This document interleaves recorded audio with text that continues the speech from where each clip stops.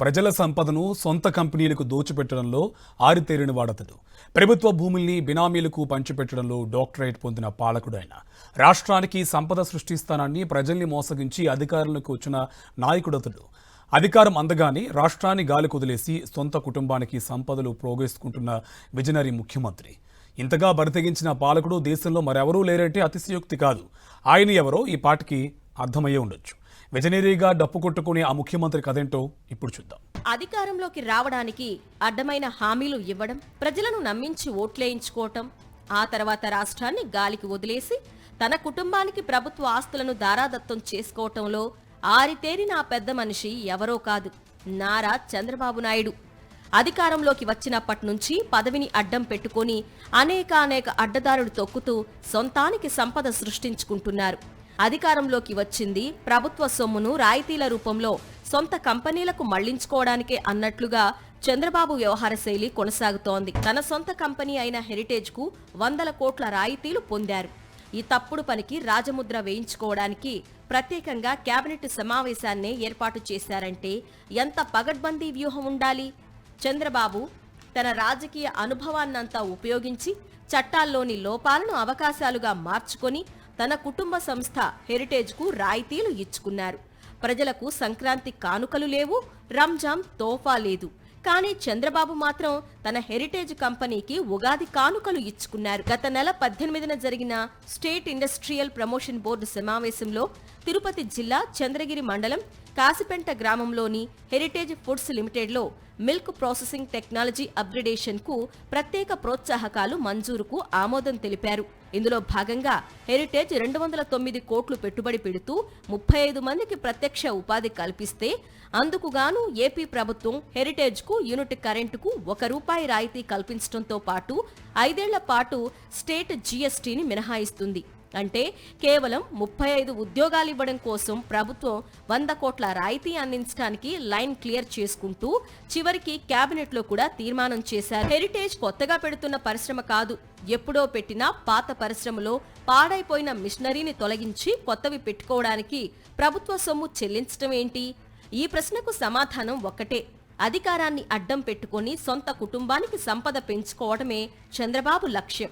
అయితే హెరిటేజ్ సంస్థకు ప్రభుత్వ పరంగా తాము ఎలాంటి మేలు పొందలేదని సాక్షాత్తు అసెంబ్లీలోనే చంద్రబాబు పచ్చి అబద్ధాలు చెప్పారు.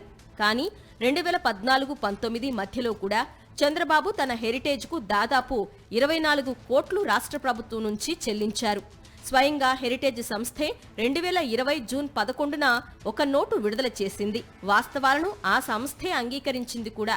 అందులో 2015-16, 2019-20లలో రాష్ట్రంలోని కొన్ని దేవాలయాలకు మజ్జిగ సరఫరా చేశామని, పౌర సరఫరాల కార్పొరేషన్ కి కూడా 2014-2016 సంవత్సరాల మధ్య 7 జిల్లాలకు నెయ్యి సరఫరా చేశామని ప్రకటించింది. చంద్రబాబు అధికారంలోకి వచ్చిన ప్రతిసారి ప్రభుత్వ సొమ్మును తన సొంత సంస్థ హెరిటేజ్ కు అప్పనంగా దోచిపెడుతున్న మాట పచ్చి నిజమని ఆ సంస్థే చెప్పుకుంటోంది. తాజాగా కూడా తిరుమల లడ్డూ విషయంలో విష ప్రచారం చేసిన చంద్రబాబు తన హెరిటేజ్ సంస్థకు నెయ్యి సరఫరా కాంట్రాక్టు కట్టబెట్టడానికి వైఎస్ఆర్ కాంగ్రెస్ పార్టీపై బురద జల్లారు. లడ్డూలో జంతువుల కొవ్వు కలిపారంటూ నీచమైన వ్యాఖ్యలు చేశారు. అలా ఒక వివాదాన్ని తెరమీదకు తెచ్చి తన సంస్థకు టీటీడీ నెయ్యి కాంట్రాక్టును కట్టబెట్టడానికే ఈ విష ప్రచారం చేశారన్న నిజం నిగ్గు తేలింది. హెరిటేజ్ కు అనుబంధ సంస్థగా ఉన్న ఇందాపూర్ సంస్థ ద్వారా ఏకంగా కిలో నెయ్యి ధరను ₹658 పెంచి మరీ వెంకటేశ్వరుడి సొమ్మును కూడా దోచుకున్నారు. అంతకు ముందు అంటే గత మార్చి నెలలో కిలో ₹351 ఉన్న నెయ్యి ధర ఇప్పుడు ఏకంగా ₹658 పెంచుకొని సొంత సంస్థకు దోచిపెట్టారు చంద్రబాబు. తన బావమరిది బాలకృష్ణ కళ్లల్లో ఆనందం కోసం చంద్రబాబు మరో 2 భారీ భూ దోపిడీలకు తెగబడ్డారు. తన వారికి 1000 కోట్ల విలువైన భూములను అప్పనంగా రాసిచ్చారు. విశాఖ నడిబొడ్డున 5,000 కోట్ల విలువైన భూమిని గీతం యూనివర్సిటీకి దారాదత్తం చేశారు. చంద్రబాబుకు వియ్యంకుడైన బాలకృష్ణ చిన్నల్లుడు శ్రీభరత్ కు ఈ 5,000 కోట్ల విలువైన 54.79 ఎకరాల ప్రభుత్వ భూమిని కట్టబెట్టారు. ఇందుకోసం ఏకంగా జీవీఎంసీ కౌన్సిల్లో బలవంతంగా ఆమోదింపజేసుకున్నారు. విశాఖ ఎంపీ శ్రీభరత్ కు చెందిన గీతం సంస్థ ఈ భూమిని గతంలో ఆక్రమించింది. ఆ భూమిని వైఎస్ఆర్ కాంగ్రెస్ పార్టీ ప్రభుత్వం భరత్ కబ్జా నుంచి వెనక్కు తీసుకుంది. అయితే చంద్రబాబు అధికారంలోకి రాగానే మళ్లీ ఆ భూమిని గీతం యూనివర్సిటీకి అప్పగించేశారు. అధికారాన్ని అడ్డం పెట్టుకుని ఒకే ఒక్క దెబ్బతో ఏకంగా 5,000 కోట్ల విలువైన భూమిని చంద్రబాబు తన వియ్యంకుని అల్లుడికి కట్టబెట్టేశారు. రాష్ట్ర ప్రజలే కాదు, దేశమే విస్తుపోయేలా సొంతంగా సంపద సృష్టించుకోవడం అంటే ఇదే అని చంద్రబాబు నిరూపించారు. ఇక తన వియ్యంకుడు బావమర్ది అయిన బాలకృష్ణ నడుపుతున్న బసవతారకం క్యాన్సర్ ఆసుపత్రికి కూడా ఆఘమేఘాల మీద బిల్లులు మంజూరయ్యేలా ప్రత్యేకంగా ఒక చీకటి జీవోను సైతం చంద్రబాబు ఇప్పించారు. మామూలుగానైతే ఆరోగ్యశ్రీ బిల్లులకు సంబంధించి ఏ ఆసుపత్రి అయితే ముందుగా అప్లై చేసుకుంటుందో ఆ ఆసుపత్రికే మొదటిగా బిల్లులు చెల్లించాలి.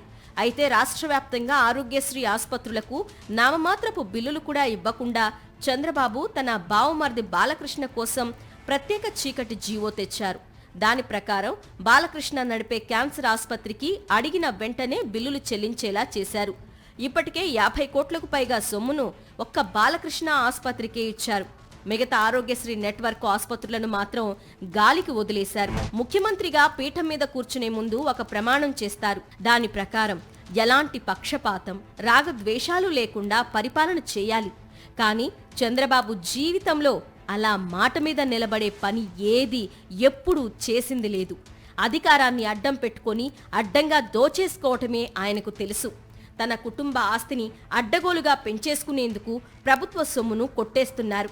ఎన్నికలకు ముందు సంపద సృష్టించడం ఎలాగో నాకు తెలుసు అని పదే పదే చెప్పారు. అదంతా రాష్ట్రం కోసం అని జనం అనుకున్నారు. అయితే ఆ తర్వాతే తెలిసింది, సంపద సృష్టి తన కోసం, తన కుటుంబ సభ్యుల కోసం మాత్రమే చంద్రబాబు చేస్తున్నారని. ఇదే రాష్ట్రంలో సాగుతున్న విజనరీ పాలన.